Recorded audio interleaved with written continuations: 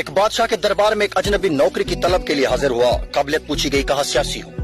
بادشاہ کے پاس سیاستدانوں کی بھرمار تھی, اسے خاص گھوڑوں کے استبل کا انچارج بنا لیا. چند دن بعد بادشاہ نے اسے اپنے سب سے مہنگے اور عزیز گھوڑے کے متعلق دریافت کیا. اس نے کہا نسلی نہیں ہے. بادشاہ کو تعجب ہوا.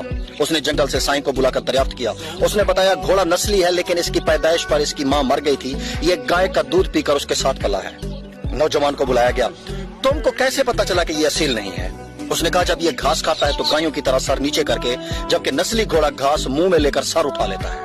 بادشاہ اس کی فراست سے بہت متاثر ہوا. نوجوان کے گھر اناج, گھی, بنے, دمبے اور پرندوں کا اعلیٰ گوشت بطور انعام بھجوایا. اس کے ساتھ ساتھ اسے ملکہ کے محل میں تعینات کر دیا.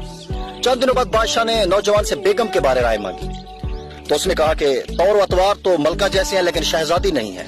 بادشاہ کے پیروں تلے سے زمین نکل گئی. حواس بحال کیے, ساس کو بلاوا بھیجا, معاملہ اس کے گوش گزار کی. اس نے کہا حقیقت یہ ہے کہ تمہارے باپ نے میرے خاوند سے ہماری بیٹی کی پیدائش پر ہی رشتہ مانگ لیا تھا, لیکن ہماری بیٹی 6 ماہ میں ہی فوت ہو گئی تھی. چنانچہ ہم نے تمہاری بادشاہت سے قریبی تعلقات قائم کرنے کے لیے کسی کی بچی کو اپنی بیٹی بنا لیا. بادشاہ نے نوجوان سے دریافت کیا کہ تم کو کیسے علم ہوا؟ اس نے کہا اس کا خادموں کے ساتھ سلوک جاہلوں سے بھی بدتر ہے. بادشاہ اس کی فراست سے خاصا متاثر ہوا. بہت سا اناج, بھیڑ بکریاں بطور انعام دی, ساتھ ہی اسے اپنے دربار میں متعین کر دیا. کچھ وقت گزرا, نوجوان کو بلایا, اپنے بارے دریافت کیا. نوجوان نے کہا جان کی امان پاؤں تو عرض کروں. بادشاہ نے وعدہ کیا. اس نے کہا نہ تو تم بادشاہ زادے ہو اور نہ ہی تمہارا چال چلن بادشاہوں والا ہے. بادشاہ کو تاؤ آیا, مگر جان کی امان دے چکا تھا. سیدھا والدہ کے محل پہنچا. والدہ نے کہا یہ سچ ہے, تم ایک چرواہے کے بیٹے ہو, ہماری اولاد نہیں تھی تو تمہیں لے کر پالا. بادشاہ نے نوجوان کو بلایا, اس سے پوچھا کہ بتا تجھے کیسے علم ہوا؟